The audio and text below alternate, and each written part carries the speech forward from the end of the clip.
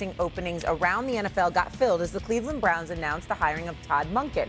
Monken joins the Browns after 3 seasons as the Ravens offensive coordinator, where he oversaw a Ravens offense that ranked second in the NFL in yards per game over those 3 seasons. It was a mixed bag of emotions reacting online to the announcement of Monken's hiring, of course. And shortly after the news was announced, Myles Garrett posted this famous meme that usually is used to express someone is tired on social media.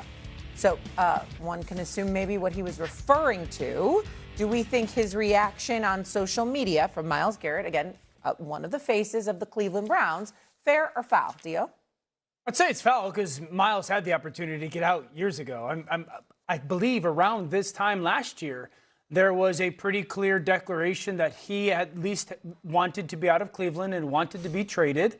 They decided no. He decided to sign, rightfully so, a massive contract and got a ton of money. And so I understand the perspective of bummed, here we go again, starting over, I'm going to lose Jim Schwartz.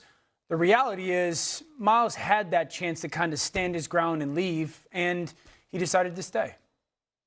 I think I disagree with you, Dan. I think that, Dan, it's not foul.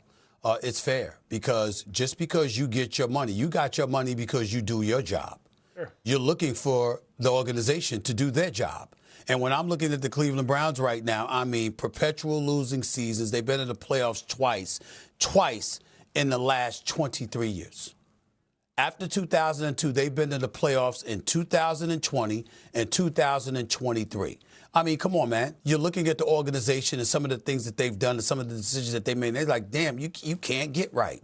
Could you do something, please? I'm not going to knock him for getting the money. Not only did he get the money, what did he do? Go out on the field and all-time sack leader in a single season, 23 sacks in a season. The brother shows up. He's considered a monster, one of, if not the best defensive player in the game. He's earned his money. He deserved every penny. And what he's saying is, I'm doing my job. Damn it, will y'all do yours?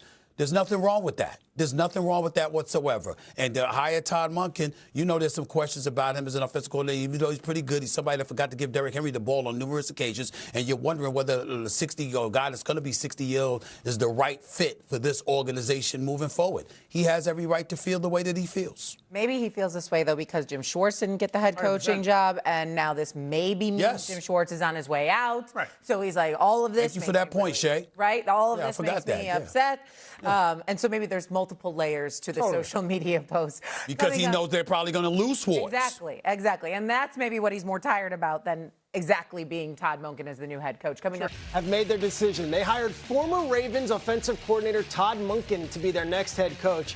Under Monken's tutelage, Lamar Jackson won his second MVP award in 2023. He was a first-team All-Pro, and he finished runner-up in 2024.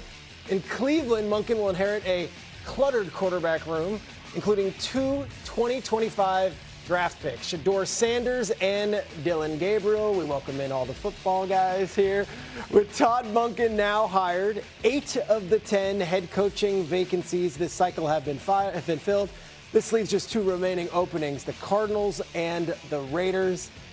All right, Adam Schefter, we welcome you in on this Thursday morning. Let's empty the notebook a little bit.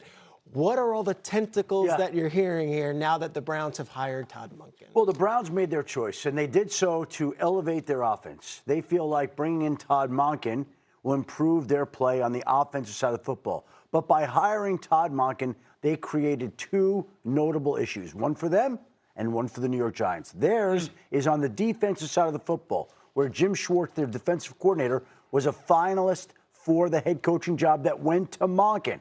And after they chose Monken, Jim Schwartz had a long talk yesterday with the Browns general manager, Andrew Berry.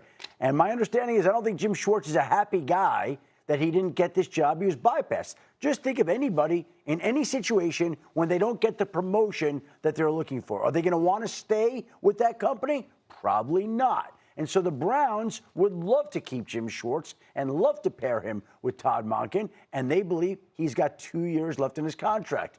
But if you don't want to work and you don't want to fulfill the terms of your contract, you're just not going to show up. So the Browns right now have an issue on the defensive side of the football. The other issue is with the New York Giants, who thought that Todd Monken would be going with John Harbaugh to New York to run the offense, to make life pleasant for Jackson Dart. And now The Giants have got the head coach they wanted in John Harbaugh, but they don't have somebody to run the offense, somebody that they were hoping and planning to have. And now the Giants have gone into a full search mode to go find a new offensive coordinator that they didn't think that they would have to be looking for, and it puts them in a tough position on the offensive side of football. It puts the Browns in a tough position on the defense side of football. And with every move that's made at this time of the year, there's always the ramifications that come from that one move, the ripple effect. The butterfly effect of it. Hawk, I ask you, what are your thoughts on Todd Monken being the head coach in Cleveland over maybe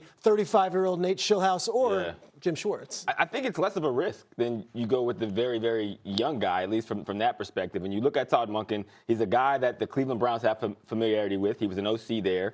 And you look at the issues that they've had over the years. They've always had an incredible defense. So from their thinking, if we're able to somehow keep Coach Schwartz intact, which has done incredible job on the defensive side of the ball, been one of the top defenses, personnel is handled by the front office.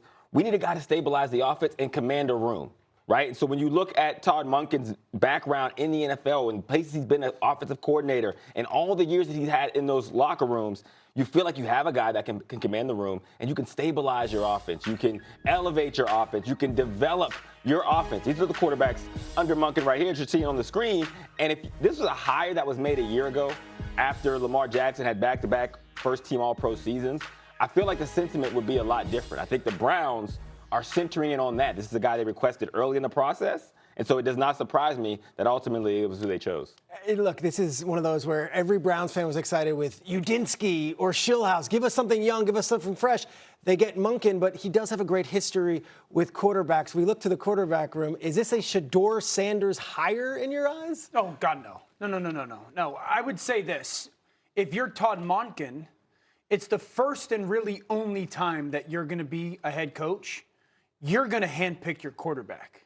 You're going to want to go and if this was the one opportunity that you get, and I don't know when that pick will be made or who, and if it's going to be a free agent or a draft pick, but this is the one shot you get. I'm sure Shedeur is going to factor into the conversation at some point. Ravens were entertaining drafting Shedeur last year. Was Todd Monken a person behind that? All of that. But I can't imagine that this is the first opportunity. You said he's 60? First opportunity that I get. 60 next week. Okay, 60 next week. This is the first opportunity and likely the only opportunity you get.